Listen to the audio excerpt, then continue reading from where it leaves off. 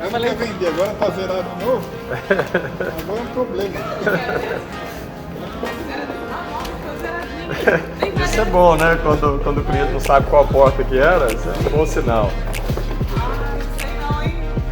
Acho que você vai ter que arrumar uma garagem pra pôr a menina.